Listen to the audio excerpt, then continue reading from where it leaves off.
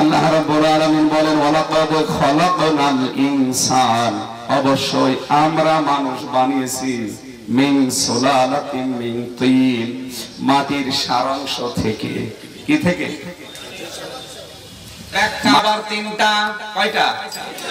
এক নম্বরে আমাদের আদি পিতা যিনি আবুল বাশার হযরতে আদম, তিনি সরাসরি মাটির তৈরি।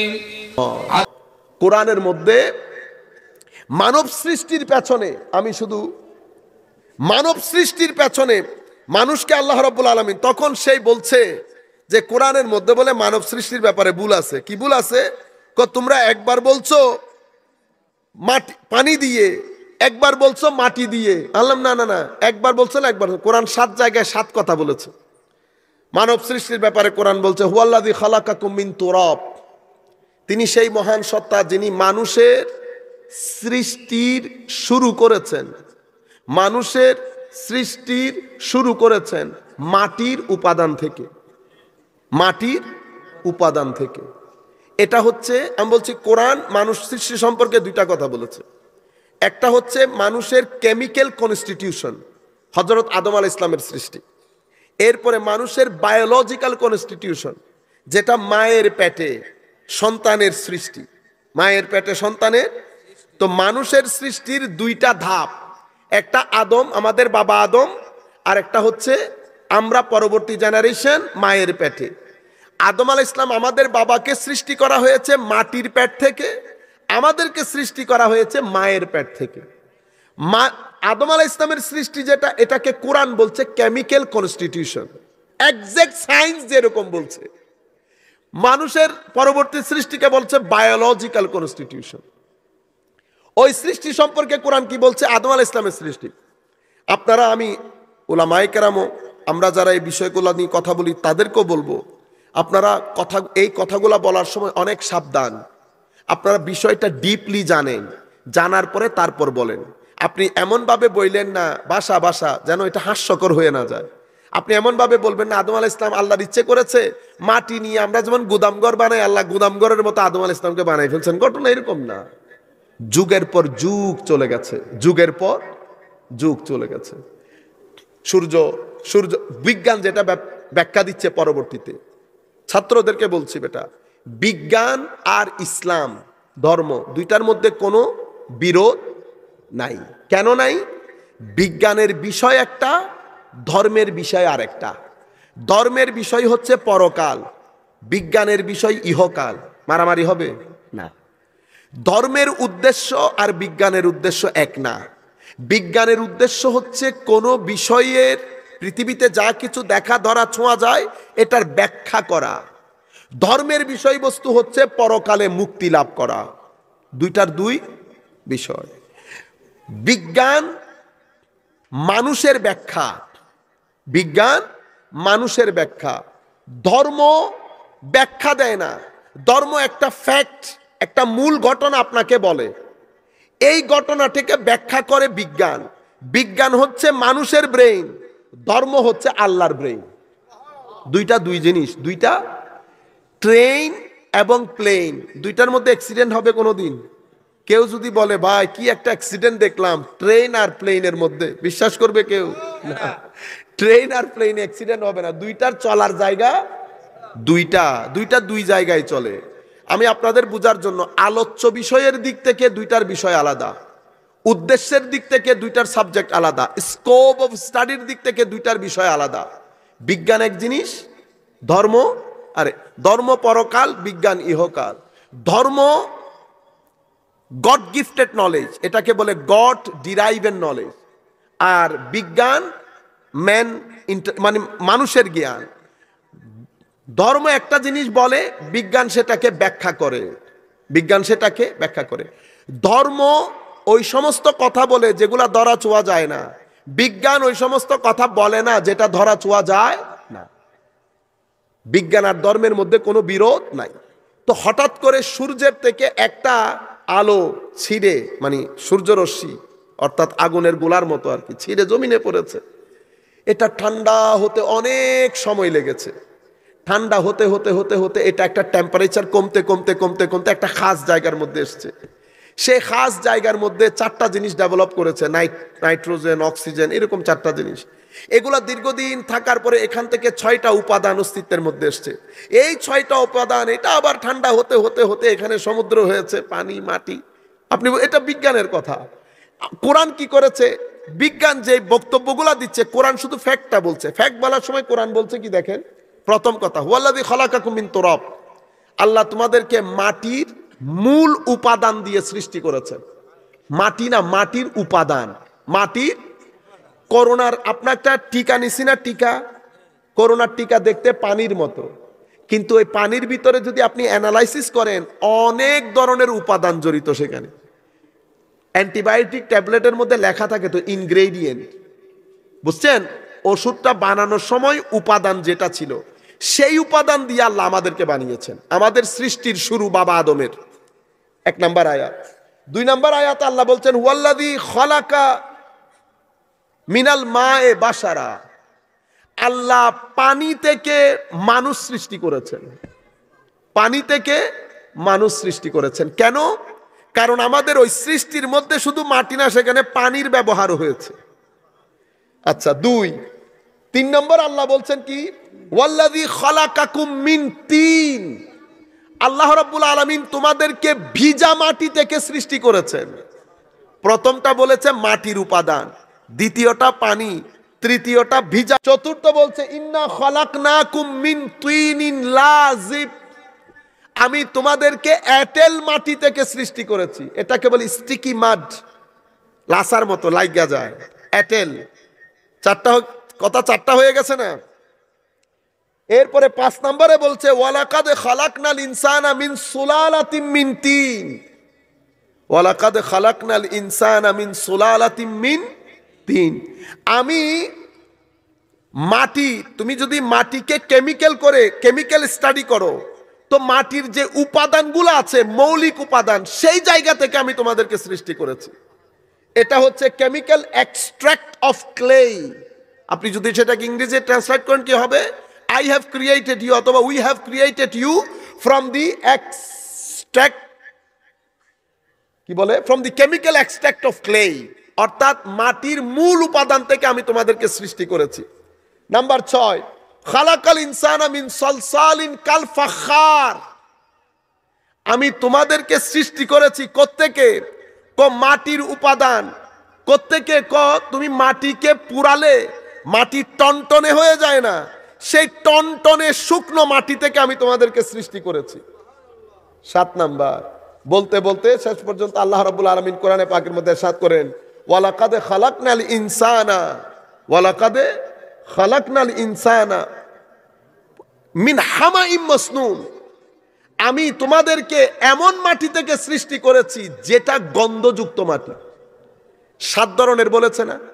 এই 7 ধরনের কোরআন তো বলেছে। কোরআন এটা কিভাবে হয়েছে, এটা কোরআনের কাজ না। বৈজ্ঞানিক ব্যাখ্যা দেবেন এই 7টা জিনিস মানব সৃষ্টির ক্ষেত্রে কিভাবে হয়েছে। এই 7টা কোরআনের আয়াত রেখে আপনি যদি বিজ্ঞানের ব্যাখ্যা শুনেন, আল্লাহর কুদরতির কদমে পড়ে থাকা ছাড়া আর কোনো উপায় থাকবে না।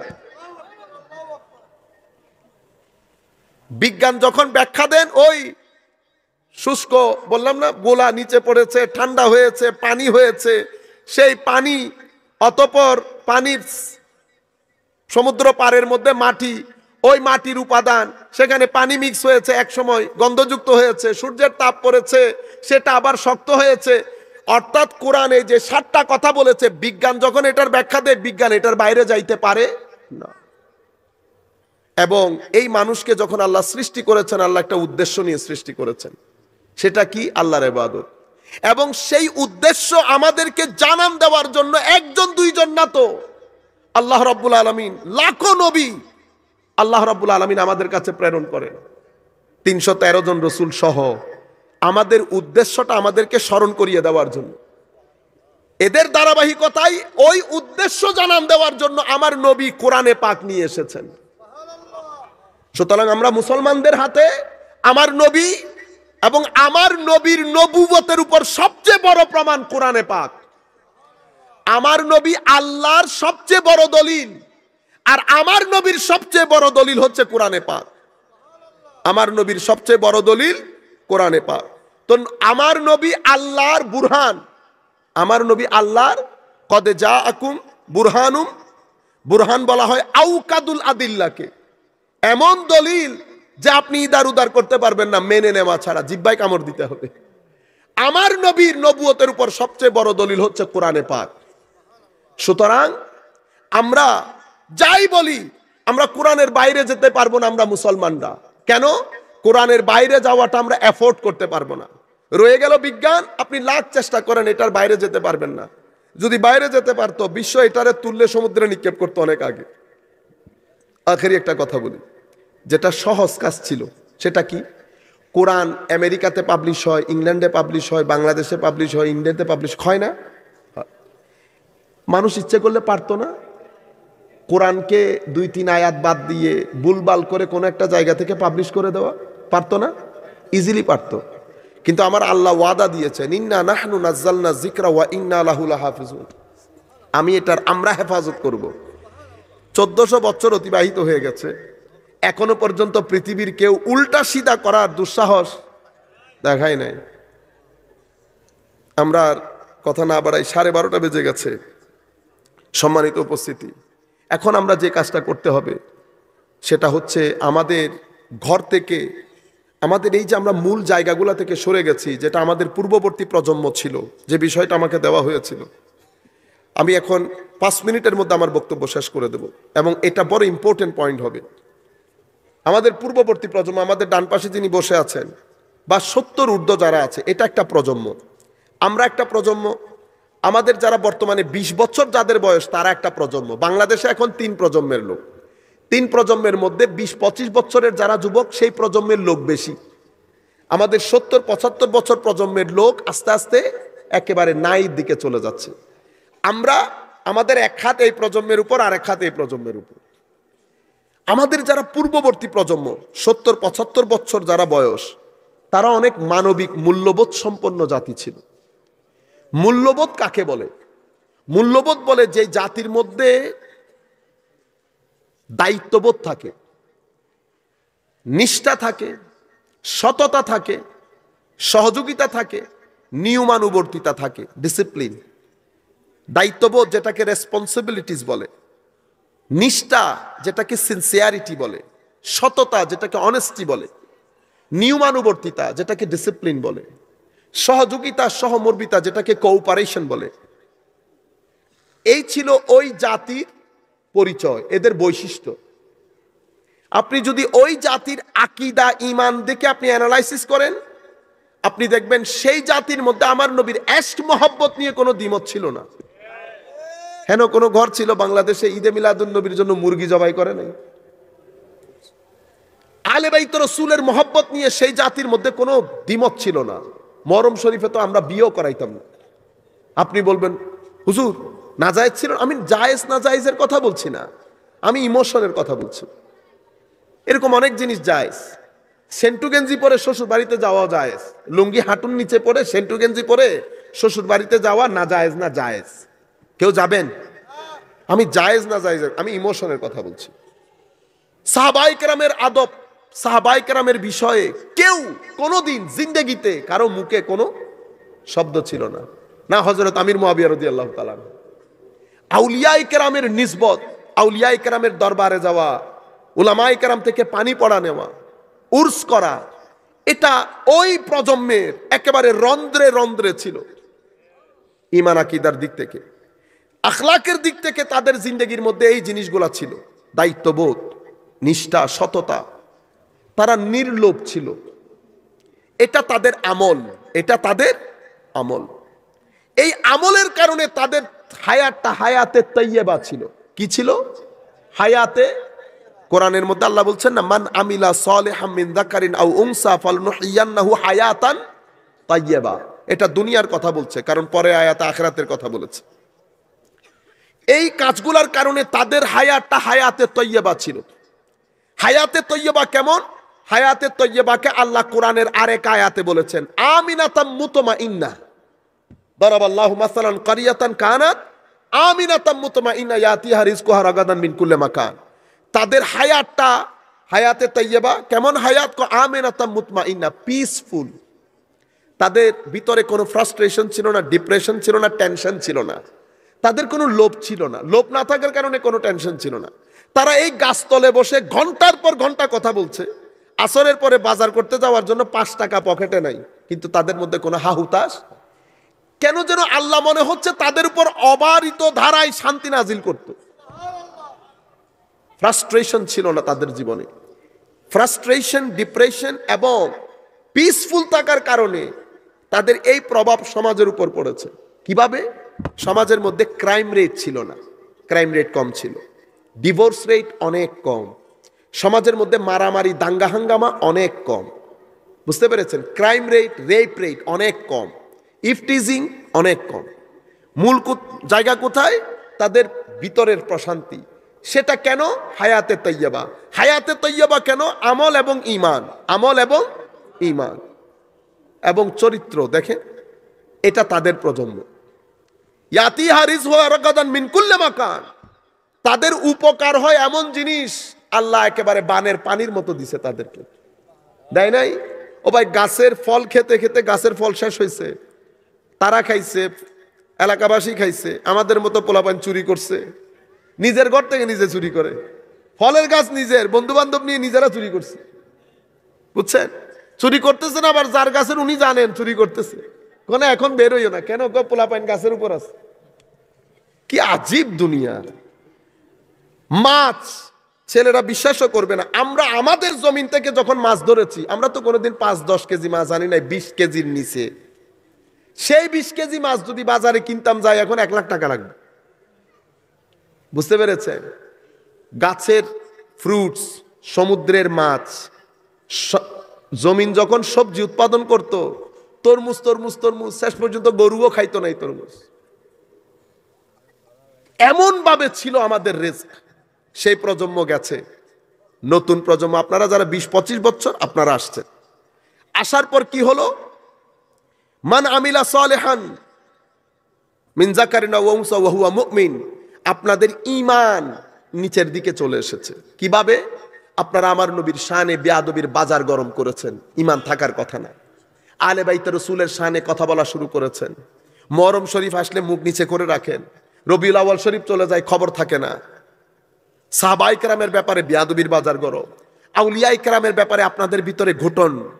এটা আপনাদের ঈমানের জায়গা, আমলের জায়গা। মাযহাব নিয়ে কি যে আপনারা করা শুরু করেছেন, আপনাদের কাছে ওই 2-3টা জিনিস, বাকি সমস্ত আমল ধসে পড়েছে। এটা আমাদের ঈমান এবং আমলের জায়গা। আখলাক না, আমাদের জীবনে দায়িত্ববোধ বলতে কোনো কিছু নাই। আমরা নিজেরা নিজেদেরকে নিয়ে ব্যস্ত। যেই পরিমাণ সেলফি আমরা তুলি, সেই পরিমাণ যদি আপনি দেখছেন, জিনিসটা খুব সামান্য, কিন্তু এটা অনেক মিনিংফুল। সেলফি মানে আমাদের পুরা সমাজ আমি কেন্দ্রিক হয়ে গেছে। সেলফি, সেলফ, আমি কেন্দ্রিক, আমি নিজেরটা নিজে তুলছি। আমরা ভুলে গেছি। সমাজ আমি কেন্দ্রিক হয়ে যাওয়াতে প্রতিযোগিতা শুরু হয়ে গেছে, সহযোগিতা সমাজের মধ্যে আর নাই। দায়িত্ববোধ একেবারে নিচে নামতে নামতে নিচে নামার জায়গা নাই। নিষ্ঠা, সততা, উদারতা এগুলা তো লাঠে উঠেছে। ডিসিপ্লিন, আমাদের জিন্দেগিতে ডিসিপ্লিন, তাদের জিন্দেগিতে ডিসিপ্লিন ছিল। কখন ঘুমাবে, কখন যাবে, কখন খাবে, কি খাবে, আমাদের জিন্দেগিতে উঠারও ঠিক নাই, যাওয়ারও ঠিক নাই। এখন এটার একটা রেজাল্ট কি? রেজাল্ট তাও কোরআনের মধ্যে, আমাদের হায়াত হায়াতে তৈয়বা না। কেন? কারণ যেই হায়াতের মধ্যে ডিপ্রেশন এবং ফ্রাস্ট্রেশন থাকবে, সেটা হায়াতে তৈয়বা হতে পারে না। হায়াতে তৈয়বা কিরকম? হায়াতে তৈয়বা নাই, সেটা কেমনে বুঝবো? ওই দারাবাল্লাহু মাসালান, ওই আয়াতের মধ্যে আল্লাহ বলেছেন ফাকাফারাত বিআনউমিল্লাহ, তারা আমার নিয়ামত স্বীকার করেছে। ফাযাকাহাল্লাহু লিবাসাল খাউফি ওয়াল জু। অন্য আয়াতের মধ্যে বলেছেন জাহারাল ফাসাদ। 3টা শব্দ, জু, খৌফ, ফাসাদ। আমাদের জিন্দেগির মধ্যে আশঙ্কা, ভয়, ভীতি, অস্থিরতা এবং বিশৃঙ্খলা, এই হচ্ছে আমাদের জীবনের সারসংক্ষেপ। এটা আমাদেরকে বেয়ে বসেছে। কেন? আমাদের কর্মের ফল, আমাদের কর্মের ফল। আপনি কবর হাসরের কথা আমি আপনাকে বলছি না। আপনার দুনিয়ার জীবন জাহান্নামের আগুনে পরিণত হয়েছে। প্রত্যেক ঘরে ঘরে অশান্তি, ঘরে ঘরে আগুন জ্বলছে। আপনি জাহান্নামের আগুনের কথা বলছেন। যেই আগুনে আমরা জ্বলছি সেটা আল্লাহ পাক জানে আমাদেরকে আবার কোন আগুনের দিকে নিয়ে যায়। মা বোনরাও শুনছেন নিশ্চয়ই, আল্লাহ রাব্বুল আলামিন আমাদেরকে বলছেন, ইয়া আইয়ুহাল্লাযীনা আমানু কু আনফুসাকুম ওয়া আহলিকুম নারা। আমরা নিজেরা এবং পরিবার বর্গকে যেন জাহান্নামের আগুন থেকে বাঁচাই। কু আনফুসিকুম ও আহলিকুম নারা বলেছে, জাহান্নামের আগুনের কথা বলে নাই, বলেছে আগুন থেকে যেন বাঁচায়। আগুন থেকে যেন, একটা অশান্তির আগুন, অস্থিরতার আগুন জাহান্নামের আগুন। সুতরাং আমরা যদি আমাদের পরবর্তী প্রজন্মকে আগুন থেকে বাঁচাতে চাই, অশান্তির আগুন হোক আর জাহান্নামের আগুন হোক, উপায় একটা। কোনটা উপায়? হায়াতে তৈয়বা। হায়াতে তৈয়বার জন্য ঈমান এবং আমল লাগে। ঈমানের জন্য আমার নবীর মহব্বত বাদে ঈমান হয় না। এগুলো একটার সাথে একটা সম্পৃক্ত। কাজে আসেন, আমরা পৃথিবীকে আলো দেখাতে পারবো। পৃথিবী কিন্তু অস্থির, পৃথিবীর এখন বড় সহযোগিতা প্রয়োজন। কাজে আসেন, আমরা যেন নিজেদের মধ্যে ফিতনা না করি। আমরা পৃথিবীর জন্য ড্রাইভিং সিটে বসতে পারবো। আপনারা জানেন, আমরা যখন ইংল্যান্ড আমেরিকাতে যাই, আমার সামনের লোক আমাকে জিজ্ঞেস করতেছে, সাইফ পুরা করোনা চলে যাচ্ছে, ইউ নট ফ্রাস্ট্রেটেড? আলাম না, ফ্রাস্ট্রেটেড হব কেন? তোমার চিন্তা হয় না? আলাম চিন্তা হবে কেন? উনি আমাকে বলতেছেন, আমি তোমাদেরকে অবজার্ভ করতেছি, তোমরা এই করোনার মধ্যে মসজিদে যাচ্ছ, মসজিদ থেকে আসতেছো, পৃথিবীর কেউ বেরই হয় না, তোমাদের কোনো ভয় নাই। আমি তোমাদেরকে দেখে আই এম রিয়েলি ইমপ্রেসড। উনি বলছেন, আমি মুগ্ধ তোমাদেরকে দেখে, তোমাদের লাইফ, তোমাদের ইজ ডিফারেন্ট। পরে একদিন উনি মসজিদ দেখতে আসছেন। উনি মনে করছেন মসজিদ মানে সোফা সেট থাকবে, বড় বড় চেয়ার থাকবে। উনি এসে দেখতেছেন পুরো মসজিদ তো খালি, কিচ্ছু নাই। তো উনি আমার বলতেছেন, ইটস এমটি। আল্লাহ এমটি না হয় কি হইবে, এখানে সোফা সেট কেন? এখানে তো আমরা নামাজ পড়ি। সে আমাকে জিজ্ঞেস করতেছে, আমি তোমাদের মসজিদে ঢুকতে পারবো? অফকোর্স ঢুকতে পারবেন, তুমি বসো মসজিদের মধ্যে। মসজিদে বসাইছি তার পিছনে। ইমাম সাহেবরে বলছি, নামাজ আজকে আমি পড়াই, তুই বল। আজকে ইতারা আধা মুসলমান মসজিদ থেকে বাইর করবে। আলহামদুলিল্লাহ, কারণ কোরআনে পাকের একটা তাসির আছে।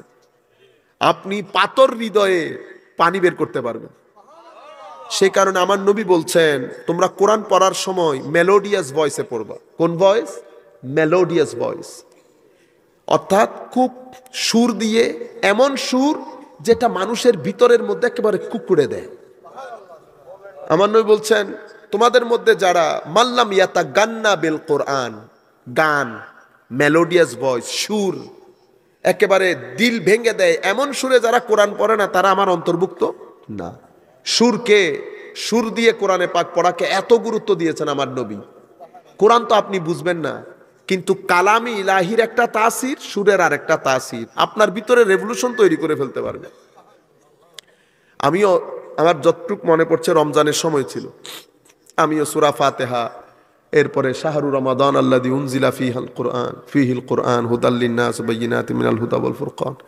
নামাজের পরে সে আমাকে বলতেছিল যে, সাইফ তুমি কি যেন একটা পড়তেছিল, আমার মনে হচ্ছে সামথিং হোলি, মানে পবিত্র কোনো কিছু হবে। আমি তো বুঝতেছিলাম না, বাট আই ওয়াজ ক্রাইং। আমার চোখে পানি চলে এসেছে। বুঝতে পেরেছেন? এই আন্দাজ, এই ধর্মের লোক আমরা। কিন্তু আমরা বুকে হাত দিয়ে বলি, তো আমরা শেষ কোনবার কোরআনে পাক পড়েছি? পড়ি না। আমরা কোরআনে পাক পড়ি না, নামাজ পড়ি না, দরুদ পড়ি না। আমরা এক আজীব মস্তির মধ্যে আছি। সকালবেলা বেরোচ্ছি, রাতের বেলা ঘরে ঢুকতেছি। আমরা রাতের এশারের নামাজের সিজদা ছাড়া ঘরের বিছানার মধ্যে শুয়ে পড়ি। আমি যখন আপনাদেরকে দেখি না, আমার আজীব, আমার খুব লাগে, মানে কিরকম দুঃসাহস আপনার। আল্লাহর জমিনের মধ্যে থেকে আল্লাহর কুদরতির কদমে সিজদা শেষ না করে আপনি বিছানায় শুয়ে গেছেন। আপনার তো সিনা পরীক্ষা করে দেখা দরকার, কত বড় সাহস আপনার। আমার আল্লাহ আপনাকে ডাক দিয়ে বলছেন, ইয়া আইয়ুহাল ইনসান মা গাররাকা বিরাব্বিকাল কারীম। মানুষ, এত গুরুর, এত অহংকার। আমি মায়ের পেটে এত তরবিয়ত করে করে তোমাকে বড় করলাম, তুমি এখানে এসে একেবারে এরকম ব্যানেয়াজ হয়ে গেলা। অথচ সুম্মা ইন্নাকুম বাদা যালিকা লামাইতুন, তুমি শেষ পর্যন্ত আমার কাছে কিন্তু আসবা। তুমি কিয়ামতের চিন্তা করতেছো, তুমি কবরের বিকাল হজম করতে পারবা তো? এটা কিন্তু তোমার প্রথম কিয়ামত। এটা হজম করতে পারবা কিনা চিন্তা করিও। আমার ভাইয়েরা, আসেন আমরা কোরআনে পাক পুরা দিন না পারি, অন্তত সপ্তাহে একদিন কোরআনে পাক পড়ি। কোরআনে পাক যদি সপ্তাহে 7 দিন না পড়ে যারা, তারা বেগাইরত লোক। আমি একটু শক্ত করে বলতেছি, বেগাইরত কিসিমের লোক। এই কোরআন এমনিতে আসে নাই, এটা যখন আমার নবীর উপর নাজিল হইতো অনেকভাবে নাজিল হইতো। একটা নুজুল তো আমার নবীর উপর এমন হইতো, আমার নবী দাঁড়িয়ে থাকতে পারতেন না, কষ্টে কুকুরে যেত আমার নবী। আমার আল্লাহ বলছেন এই কোরআনকে আমি পাহাড় পর্বত জমিনকে অফার করেছি, কিন্তু কোরআনের ওয়েটের কারণে কেউ এই কোরআন নিতে পারেন নাই। ইন্না আরাদনাল আমানাতা আলাস সামাওয়াতি ওয়াল আরদি ওয়াল জিবাল ফাআবাইনা ইয়াহমিলনাহা ওয়া আশফাকনা মিনহা ওয়া হামালাহাল ইনসান। আল ইনসান, আমার নবী এটাকে হজম করে ফেলেছে রুহে মুস্তাফার মধ্যে। সুতরাং আমরা নামাজমুখী হই, আমরা কোরআনমুখী হই, তিলাওয়াতমুখী হই, জিকিরমুখী হই। মা বোনদেরকে বলছি ঘরগুলাকে আবাদ করি। আমার মাদের অনেক জিম্মাদারি, মাদের জিম্মাদারি অনেক ক্ষেত্রে বাবাদের জিম্মাদারির চেয়ে বেশি করে দেওয়া হয়েছে সন্তানের তরবিয়তের ক্ষেত্রে। কারণ মারা সন্তানের তরবিয়তের ক্ষেত্রে মূল ভূমিকা পালন করে। সুতরাং মার কুল যেহেতু আমার প্রথম স্কুল, আমার মাকে চিন্তা করতে হবে আমার মা আমাকে আগুন থেকে বাঁচাচ্ছে কিনা। আমার মাই যদি সারাদিন টিভি ছেড়ে রাখে, আমাকে আগুনমুখী করছে আমার মা। আমার মাই যদি ঘরের মধ্যে দ্বীনি মাহল তৈরি না করে, আমার মা আমাকে আগুনমুখী করছে। আমার মাদেরকে বলতে হবে নামাজ না পড়লে ভাত নাই। I don't care whether you coming here or no, I don't care. আপনি আমার আল্লাহর জমিনে থেকে আপনি ইবাদত না করে আমার ঘরে ভাত খাবেন, ইম্পসিবল, ইম্পসিবল। আমার ওয়াইফ আমাকে বলতেছেন আপনার ছেলে যদি না করে আমি মুহূর্তের মধ্যে বের করে দেবো। কি ছেলে? 100টা ছেলে হলো বের করে দেবো, দরকার নাই। আমার দায়িত্ব যেটা তরবিয়ত দিয়ে বড় করা, বড় করেছি। এরপরে যদি আপনি আমার ঘরে থাকতে চান আল্লাহর বিধান লঙ্ঘন করে, আপনি আমার বাবা, দরকার নাই। Door is open, get lost, চলে যান, দরকার নাই আমার। আপনি আল্লাহর দরবারে সিজদা দেওয়া বাদে আবার কি সম্পর্ক? কিসের সম্পর্ক? কোরআনে পাক আপনি আমার আল্লাহকে সিজদা দেওয়া বাদে আমার সাথে সম্পর্ক, কোনো প্রয়োজন নাই এই সম্পর্কে, দরকার নাই আমার। কাজে আমি আপনাদেরকে বলছি, আমি খুব চেষ্টা করতেছি জেগে উঠেন আপনারা। অনেক কিছু করতে পারবো আমরা যদি জেগে উঠি। অন্তত আমরা নিজেদের জীবনের মধ্যে স্থিরতা প্রতিষ্ঠা করতে পারবো, শান্তি প্রতিষ্ঠা করতে পারবো। আখেরি কথা মনে রাখবেন, 5টা মহব্বতের উপর উম্মতে মুসলিমার সমাজ ব্যবস্থা দাঁড়িয়ে থাকে। আল্লাহর মহব্বত, রসুলের মহব্বত, আহলে বাইতের মহব্বত, সাহাবায়ে কেরামের মহব্বত এবং আউলিয়ায়ে কেরামের মহব্বত, মা বাপ এবং আমাদের যারা মুরব্বী শ্রেণীর আছে তাদের মহব্বত। এই 5 মহব্বতের উপর উম্মতে মুসলিমার পুরা সমাজ ব্যবস্থা দাঁড়িয়ে আছে। আর উম্মতে মুসলিমার সমাজ ব্যবস্থার মূল জান হচ্ছে আমার নবীর আনুগত্য। আমার নবী যে রাস্তায় চলতে বলেছেন, আমরা আমার নবীর পিছনে পিছনে সেই রাস্তায় যাওয়া। আমরা দেখেন না টাকা পয়সার জন্য কত কষ্ট করি না, পাগল হয়ে যায়। আমরা সম্মানের জন্য পাগল হয়ে যায়, অথচ আমার আল্লাহ শুধু একটা জিম্মাদারি দিয়েছে। এই একটা জিম্মাদারির বদলতে বাকি জিম্মাদারি আমার আল্লাহ নিয়ে নিয়েছে। কি বলেছেন জানেন? বান্দা তুই শুধু তোর সিনার ভিতরে খুলে আমাকে দেখাবি যে তোর ভিতরে তাকওয়া আছে। কি আছে? তাকওয়া। তাকওয়া মানে কি? তাকওয়া মানে হচ্ছে আল্লাহ আমাকে এখানে দেখতে চাচ্ছেন, আমি এখানে থাকবো, এখানে দেখতে চাচ্ছেন না, আমি এখানে থাকবো না। এটা তাকওয়া। তাকওয়া মানে কিছু আমল আমি এমন করব যেটা আমার আর জাহান্নাম দুইটার মাঝখানে দেওয়াল হয়ে যাবে, এটা তাকওয়া। আল্লাহ এটা থাকলে কি হবে? কিছু জিম্মাদারি আমি নিয়ে নেব। তোর রিজিক, আমি তোর রিজিকের জিম্মাদারি নেব। তুই কল্পনাও করতে পারবি না আমি কোন কোন জায়গা থেকে তোর টাকার ব্যবস্থা করছি। সবচেয়ে সম্মানিত হবি তুই। তোর আমল পিছনের দুনিয়ার যে গুনাহগুলো আছে আমি এমন ভাবে মুছে দেব কেউ বুঝতেও পারবে না। 4, আমি ফিতনা থেকে তোকে এভাবে বাঁচাবো, মানুষ যখন ফিতনার মধ্যে হাউতাশ করবে আমি পুরা ফিতনা থেকে তোকে আলাদা একটা এক্সিট দরজা দিয়ে বের করে দেব। এটাকে আল্লাহ বলেছেন ইয়াজালু মাখরাজা। আমি তোকে একটা ফুরকান দেব, সত্য মিথ্যা ইজিলি তুই ফিতা টেপ দিয়ে মেপে বলতে পারবি কোনটা সত্য কোনটা মিথ্যা। আমি তোমার গুনাহ ক্ষমা করে দেব। একটা জিনিসের কারণে আমার ভাইয়েরা আল্লাহ বুড়া হয়ে যায় না, যে আগে দিত এখন দিতে পারে না, সেরকম না। আমি আমার বন্ধুর একটা ঘটনা বলে আমার আজকের বক্তব্য শেষ। আমার ইংল্যান্ডের কথা লাগবে না, ইংল্যান্ডের কথা। আমার ওই বন্ধু উমরাতে যাবেন, রমজানের মাস, হায় হায় হায়। তো তার ভিতরে এটা ঢুকেছে, রমজানের মাস, টাকা পয়সা শর্ট। সে বলতেছে না, আমি তারে বলতেছি যে তুই একটা কাজ করো, তুমি কারো কাছ থেকে, আমাদের তো পরিচিত আছে, তুমি 1000 পাউন্ড বা 2000 পাউন্ডের মতো ধার নিয়ে নাও। হলো না, আমি তো ধার নেব না, বললাম কেন? আল্লাহ ব্যবস্থা করবে। বললাম কি বলো বেটা, আল্লাহ কেমনে ব্যবস্থা করবে? তুমি না বলছো তাকওয়া পরহেজগারি এখতিয়ার করলে আল্লাহ ব্যবস্থা করবে? আল্লাহ হ্যাঁ অবশ্যই করবে। মানে আমি দান নেব না, আমি দেখবো আল্লাহ কেমনে ব্যবস্থা করে। সুবহানাল্লাহ। রমজান যাচ্ছে, কালকে চলে যাবে সে। মানে আমাদের ইংল্যান্ডের ফজরের নামাজ 3:30টায়, আমরা সেহরি করে ফজর পড়ে ফেলি 3:30টায়, 6টার সময় তার ফ্লাইট। তো ফজর পরে সাথে সাথে বের হয়ে যেতে হবে। এখন 3:30টায় ফজর পরে তার মানুষ পাবে না, মানুষের তো টাকা ব্যাংক থেকে তুলে দিতে হবে। বাংলাদেশের মানুষ আনা বহুত পয়সা আলা, 50 লাখ টাকাও দিয়ে দেবে।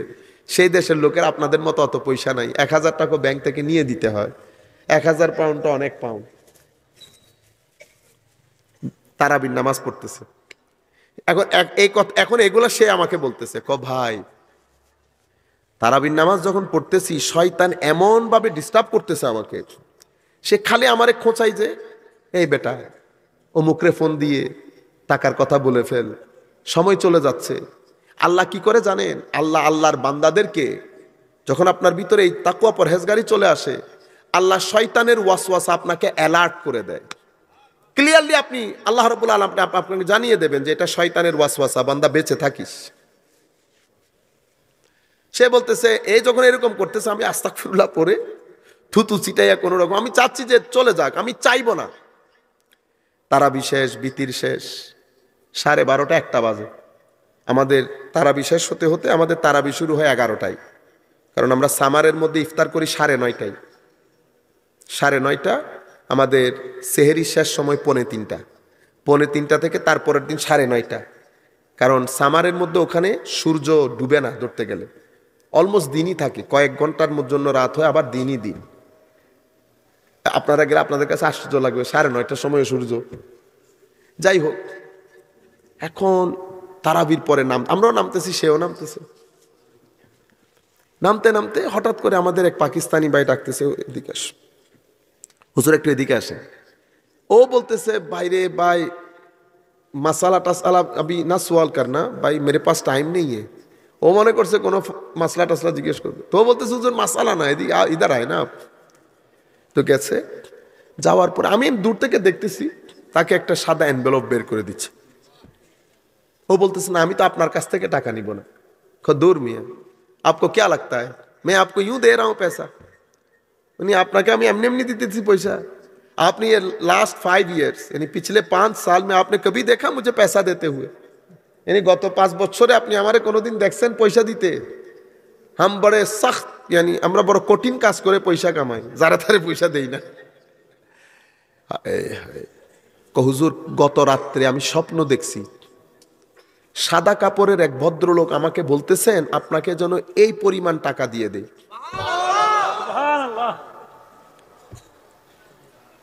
ইয়ারযুকহু মিন হাইসু লা ইয়াহতাসিব। আমি এই পয়েন্টটা বোঝানোর জন্য, মানে আমার পরিচিত কেউ দিয়ে দিলে সেটা এক ধরনের, এখন এমন ব্যক্তি টাকা দিয়েছে, সে আমাকে বলতেছে ভাই এ কেমনে টাকা দিল? আমি বলছি এটা কোরআনের আয়াতে আল্লাহ এইভাবেই বলছেন যে তোমার চিন্তার মধ্যেও আসবে না যে এই টাকা এই জায়গা থেকে কেমনে আসবে। আমাদের ঈমান দুর্বল হয়ে গেছে, আমাদের ইয়াকিন দুর্বল হয়ে গেছে। মনে রাখবেন আমাদের মুসলমানের মুসলমানিত্ব ইয়াকিন, ঈমান, তাওয়াক্কুল, ওয়ারা, তাওয়াদুর উপর। আল্লাহ রাব্বুল আলামিন আমাদের হামি ও নাসির হোক।